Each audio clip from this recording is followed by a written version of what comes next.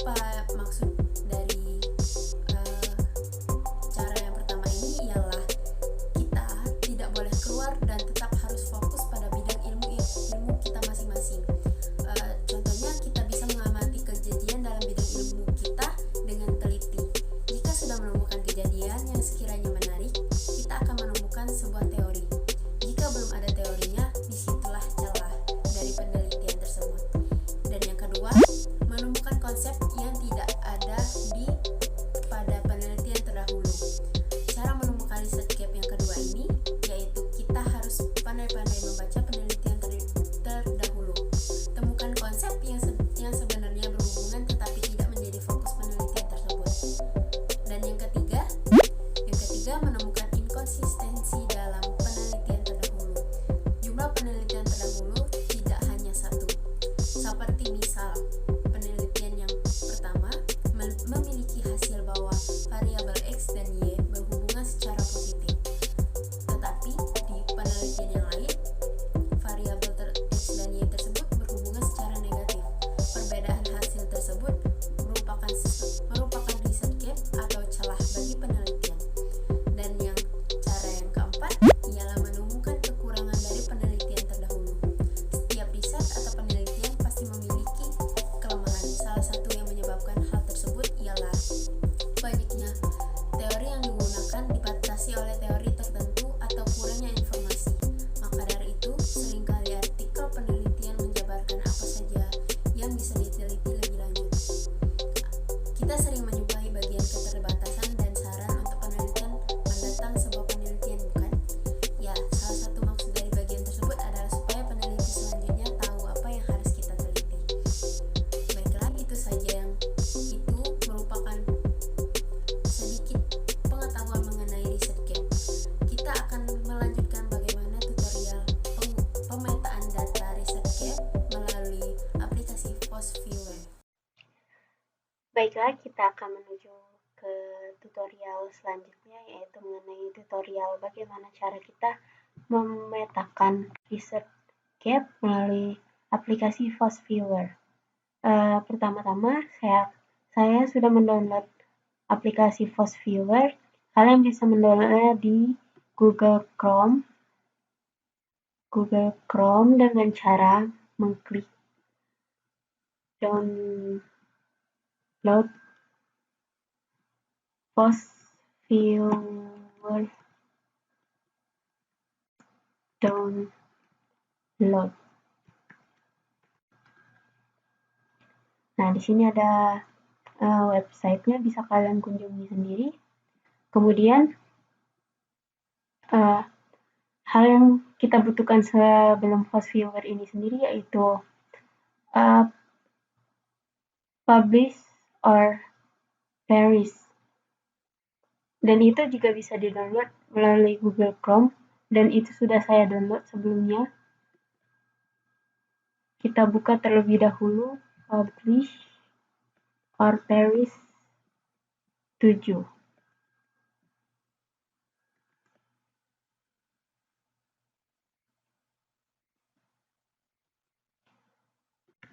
Guna dari publish or perish ini sendiri, gunanya ialah untuk menentukan dan mencari jurnal-jurnal atau penelitian-penelitian yang sudah ada terlebih dahulu. Bisa kita mencari menggunakan Crossref, Google Scholar, Google Scholar Profile, PubMed, Microsoft Academic, Scopus, atau Web of Science. Atau kita bisa menggunakan eksternal data dari yang sudah kita buat sendiri. Baiklah, kita akan menggunakan Google Scholar. Pertama, kita tulis terlebih dahulu mengenai publication name, yaitu jurnal. Dan untuk keywords-nya, apa yang kita akan teliti? Misal saya akan meneliti sebuah metode bermain sambil metode belajar sambil bermain pada pembelajaran anak usia dini. Lalu kita klik search. Maximum number of results ini merupakan batas maksimal yang bisa kita hasilkan dari penelitian yang akan didapat. Bisa kita kurangi menjadi 500, 200, 100, 50, 20, atau 10. Di sini saya akan mengambil 100 saja. Kemudian kita cari.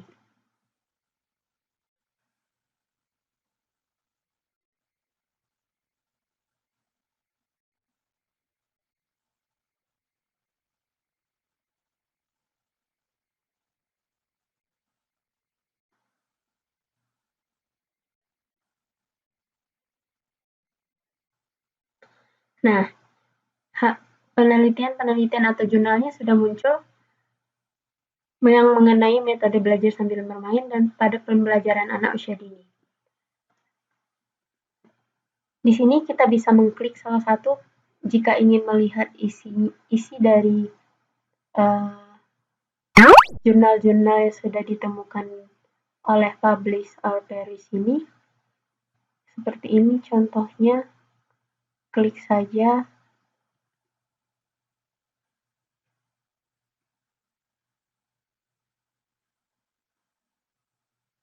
Nah, kita akan langsung menemukan jurnal tersebut. Maaf, sepertinya ini.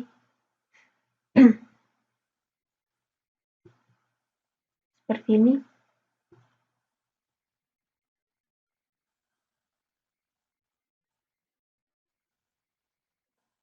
Kita bisa melihat abstraknya dan judul dari penelitian atau jurnalnya. Sesudah ini, kita akan save hasil yang sudah kita temukan bisa kita pilih, bisa menggunakan RIS, JSON, EC, atau EndNote. Di sini kita bisa menggunakan seperti aplikasi Mendeley, atau di laptop kita sudah memiliki EndNote, kita bisa menggunakan Result as EndNote. Taruh di tempat yang mudah untuk kita temukan atau dicari.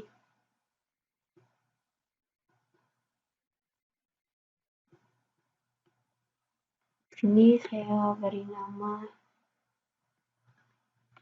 kemudian kita save.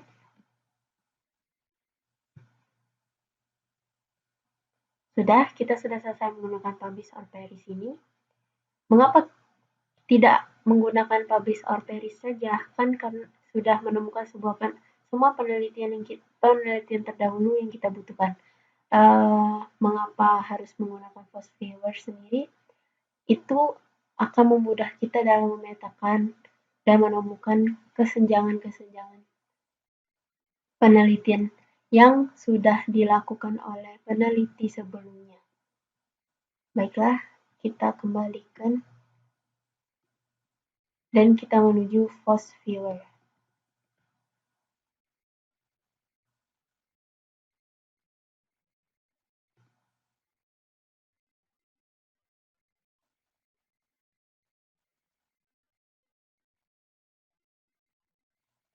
Jadinya agak lama.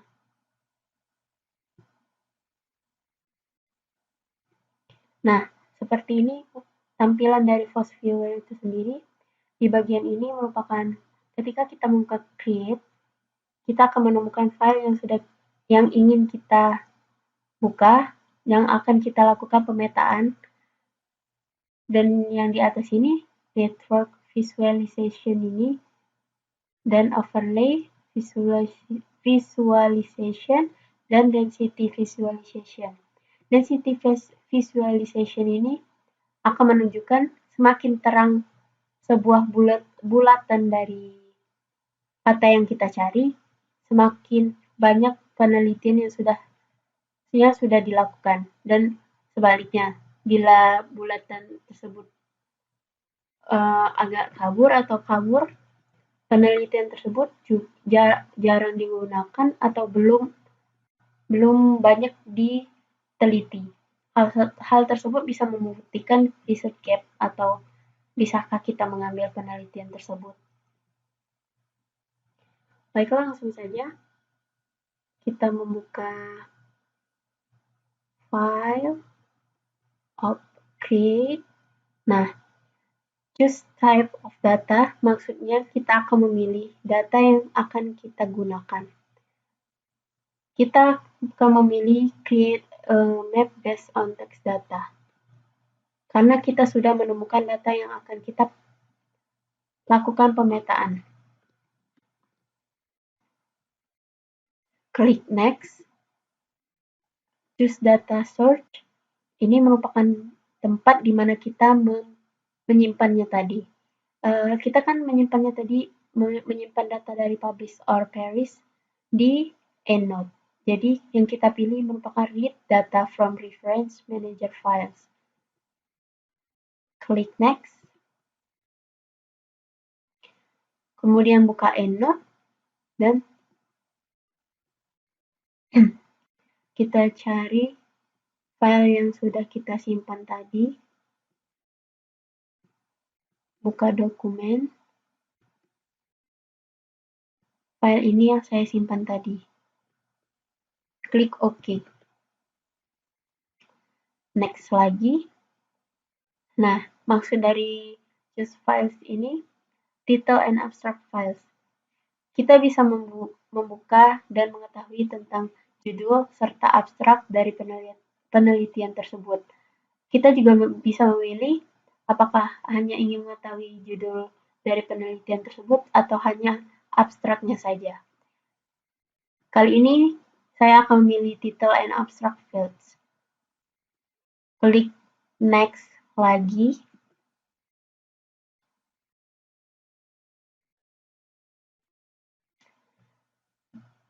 Choose counting method. Maksud dari memilih ini ialah binary counting ini, kita sudah bila kita memilih binary counting,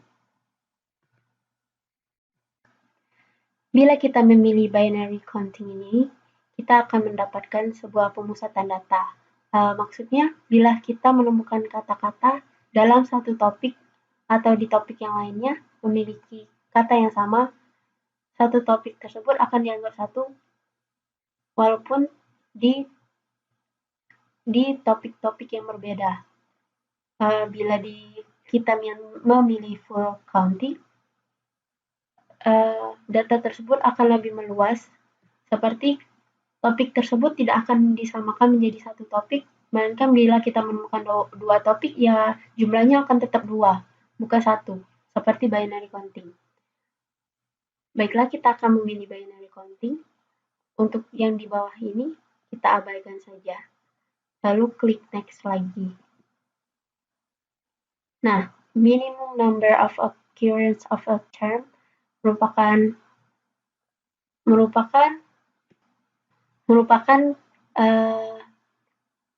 berapa banyak dokumen-dokumen yang atau penelitian-penelitian yang direkomendasikan dan berapa banyak kata-kata yang terhubung di dalamnya. Semakin kita mengecilkan jumlah ininya, kita akan mendapatkan lebih banyak kata-kata yang terhubung. Baiklah, kita akan mengambil angka 3 dan bisa dilihat dari link ini 549 penelitian dan 28 yang direkomendasikan. Kita klik next dan ini klik next lagi. Nah, muncul variabel-variabel atau kata-kata yang ada dan terhubung. Di sini bisa kita diselect yang mana yang bisa kita pilih dan tidak kita pilih. Yang tidak kita pilih itu termasuk kata-kata yang tidak berhubungan dengan apa yang kita cari, seperti art atau seni, self,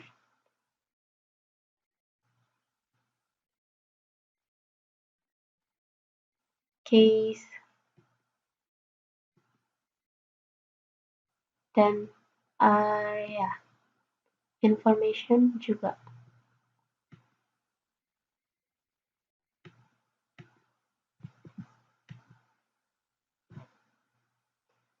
Klik finish.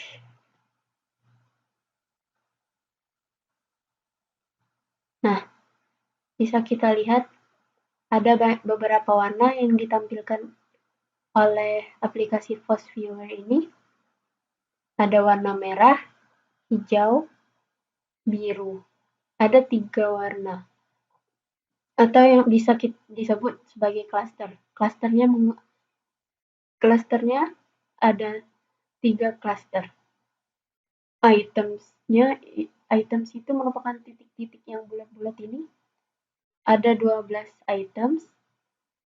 Links tersebut merupakan garis-garis yang menghubungkan antara bulatan-bulatan ini. Ada 24 links. Bisa kita lihat dari cluster-cluster ini di mana letak topik yang sudah kita tentukan tadi mengenai metode bermain pada anak usia dini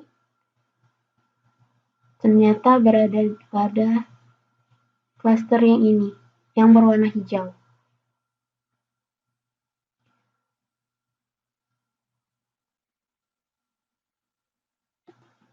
Selain itu, kita bisa melihatnya penelitian yang paling sering diteliti ialah masalah communication skill atau kemampuan dalam berkomunikasi. Di sini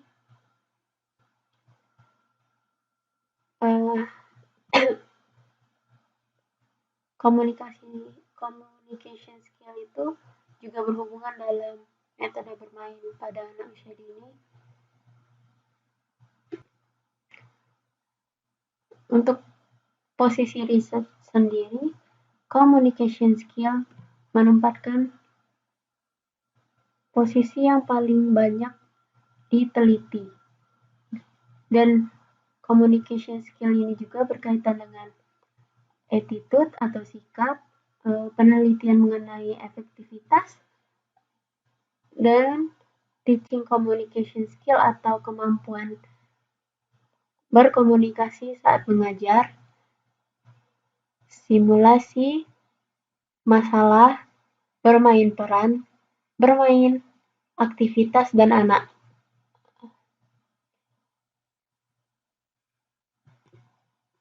Sedangkan topik yang kita cari tadi mengenai metode bermain pada anak usia dini terdapat di sini, game atau permainan. Penelitiannya masih sangat jarang dilakukan atau masih sedikit, dan hal itulah yang menentukan atau termasuk dari celah dari penelitian yang akan kita cari. Permainan ini bisa termasuk sebuah penelitian yang kurang diteliti atau yang kurang diminati atau juga yang sulit untuk diteliti.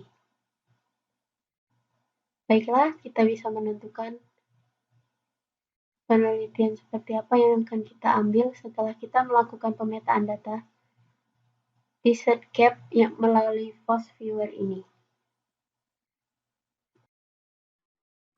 Kita lanjutkan ke overlay visualization. Visualisasi penelitian-penelitian yang sudah dilakukan ini bisa kita lihat tahun-tahunnya. Semakin kuning warnanya, semakin baru pula penelitian tersebut dilakukan. Kita bisa lihat tahun-tahunnya dari 2004, 2006, 2008, dan 2010. Tahun-tahun ini tersebut termasuk tahun yang sudah lama. Untuk bermain sendiri terletak pada warna hijau di antara 2006 dan 2008. bisa kita lihat penelitian yang mengenai metode bermain pada anak usia dini juga sudah lama sekali tidak dilakukan oleh para peneliti dan bagus sekali untuk kita teliti sekarang guna mengadakan pembaruan pengetahuan baru, menghasilkan wawasan baru, dan penelitian baru. Untuk communication skill pun sudah sangat lama tidak dilakukan penelitian lagi. Ini berwarna ungu berarti berada pada tahun 2004.